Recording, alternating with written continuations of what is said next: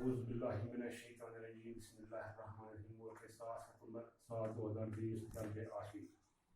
کل جو ہم نے بچوں لیسن پڑھا ہے جس کا سبق کا نام ہے زعفران، اسی لیسن کے ہم نے کچھ الفاظ مانے اور ان کو آسان جملوں میں استعمال کیا ہے، یعنی موضوع ہمارا سبق زعفران کے الفاظ مانے اور جملے۔ پہلا الفاظ ہے ہمارا جا بجا۔ جا بجا کا معنی ہے جگہ جگہ، یعنی ہر جگہ۔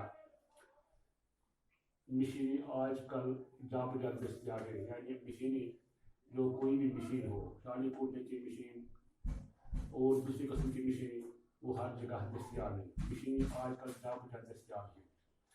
دوسرا لفظ ہے فراموش کرنا، یعنی بھول جانا،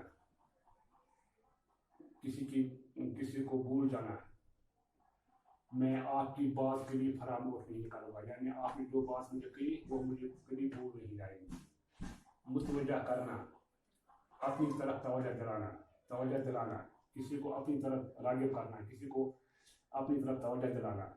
مقرر لوگوں کو اپنی طرف متوجہ کر رہا ہوں، یعنی جو تقریر، مقرر کا معنی ہے تقریر کرنے والا جو ہے وہ لوگوں کو اپنی طرف توجہ دلاتا ہو، متوجہ کر رہا ہوں۔ اس کے بعد لفظ فرائض۔ فرائض ہے اصلی فرض کی جمع۔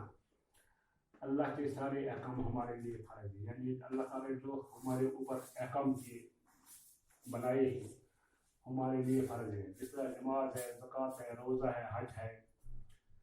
کاشت ہونا کا معنی ہے کھیتی ہونا۔ میں اس سارے زمین کو کاشت کروں گا، یعنی جو میرے پاس جو زمین ہے میں اس کو سب زمین کو کاشت کروں گا، کام میں لاؤں گا، اس میں فصل اگاؤں گا۔ بہشت کا معنی ہے جنت۔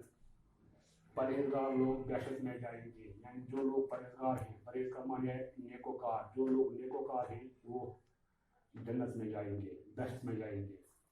تخلیق کرنا، تخلیق معنی ہے پیدا کرنا، یعنی یہ نظم میں نے تخلیق کی ہے، یعنی یہ جو نظم ہے یہ میں نے بنائی ہے، تخلیق کی ہے۔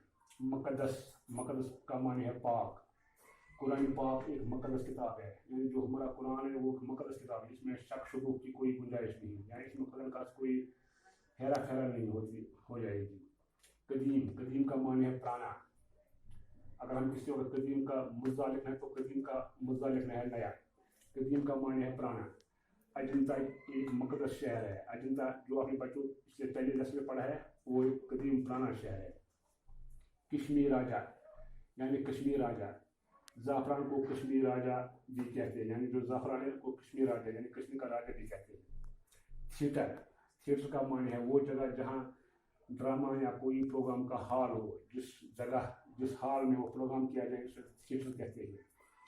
آج تھیٹر میں ایک ڈرامہ پیش کیا جائے، یعنی میں آج ایک ہال میں ایک ڈرامہ پیش کرنا چاہتا ہوں۔ فن کا معنی ہے ہنر۔ پڑھنا ایک مشکل فن ہے، یعنی پڑھنا ایک مشکل فن ہے۔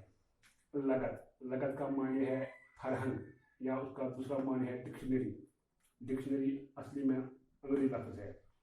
اس لفظ کو لغت میں دیکھو، یعنی اس لفظ کو ڈکشنری میں دیکھو۔ یہ ہمارے اس لیسن کے آج کے الفاظ مانے اور جملے۔